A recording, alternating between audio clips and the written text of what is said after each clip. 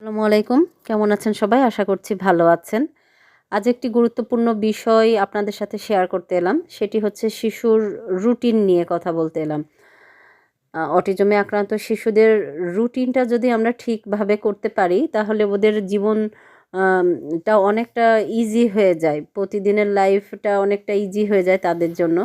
তো ১ম বার আমি যখন ইন্ডিয়ায় যাই, ডাক্তার আমাকে জিজ্ঞাসা করেছিলেন যে, "ওর রুটিন কী?" আমি আসলে বলতে পারিনি রুটিনটা কি। কারণ ওর আম অ্যা সকালে সারাদিনই সে হচ্ছে প্রায় ঘুমানো ভাব ছিল তার মানে ঘুম ভাব ছিল বা ঘুমাতো। রাতে আবার জেগে থাকতো, আবার কোনো সময় রাতে ভালো ঘুমাতো, আবার ঘুমাতো না। ওর আসলে কোনো রুটিনই ছিল না। তো ডাক্তার বললেন যে, "ঠিক আছে, এর পরের বার যখন তোমরা আসবে তখন হসপিটালে ভর্তি হবে এবং ৫ দিন থাকবে। আমাদের তত্ত্বাবধানেই ওর হচ্ছে সবকিছু হবে। থেরাপি বলো বা অন্যান্য কাজ সব রুটিন ওয়াইজ।" তো আমাকে পরের বার যখন গেলাম বলল যে, "খাতা কলম নাও, রুটিন লেখো।" রুটিনে ১ম এই তারা বললেন যে সকাল ৬টা থেকে উঠবে, উঠে ফ্রেশ হয়ে গোসল করে তা প্রেয়ারে চলে আসবে। প্রেয়ার হওয়ার পরে আ সা ৭টার ভিতরে নাস্তা করে ফেলতে হবে। নাস্তা করার পরে কিছুটা ব্রেকের পরেই থেরাপি শুরু হবে এবং এই থেরাপিটা হবে ১টা পর্যন্ত। Occupation therapy, speech therapy, psychotherapy সব রকম থেরাপি। তো আ আমি ভাবছিলাম যে ও কি এই কাজগুলো করতে পারবে রুটিন ওয়াইজ? ও তো সারাদিনই ঘুমায় বা সারাদিনই কাজ করে। মানে করতে চায় না কিছু। পরে দেখলাম যে আসলেই সে রুটিন ওয়াইজই কিন্তু কাজ করেছে এবং ১টা থেকে ২টা পর্যন্ত ছিল ওর লাঞ্চ ব্রেক। লাঞ্চ ব্রেকের পরে আবার শুরু হতো গ্রুপ যে থেরাপিগুলো, অর্থাৎ অন্যান্য যে শিশুগুলো আছে তাদের সঙ্গে ওর মিশিয়ে মিশতে দিত এবং খেলা করতে দিত তাদের সাথে। তারপরে এটা চলতো প্রায় ৪টা পর্যন্ত। ৪টার পরেই ওকে নাস্তা দেওয়ার ব্যবস্থা করা হতো যে এবং নাস্তা খেত এবং আ আমাকে তারা বলেছিলেন যে ৮টার ভিতরে যেন আপনাদের রুমের লাইট যেন অফ হয়ে যায়। অর্থাৎ ঘুমাতে দিতে হবে ৮টার ভিতরে।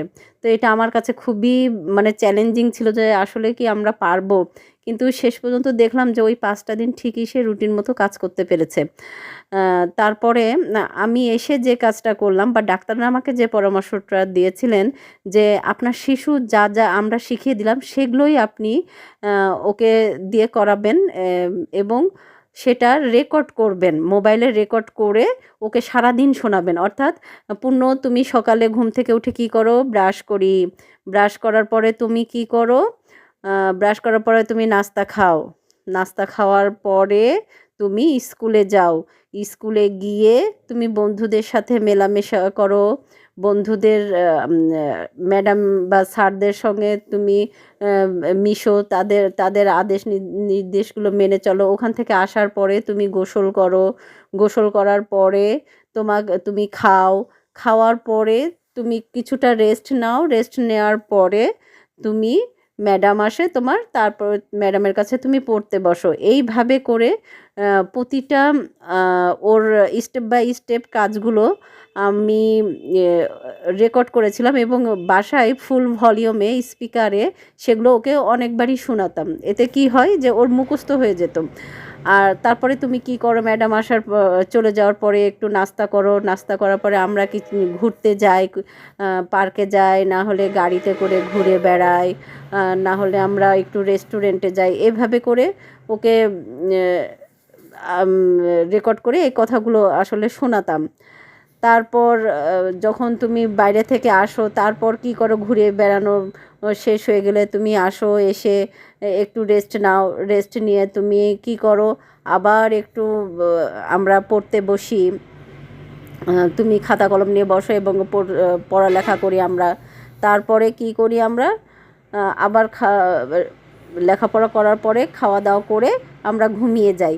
এই যে আমি ধারাবাহিকভাবে বলছি, সুন্দর করে হয়তো লিখে আমি রেকর্ডটা করলাম। করার পরে আমরা ওকে শোনাবো। তো ভালো থাকবেন সবাই। আল্লাহ হাফেজ।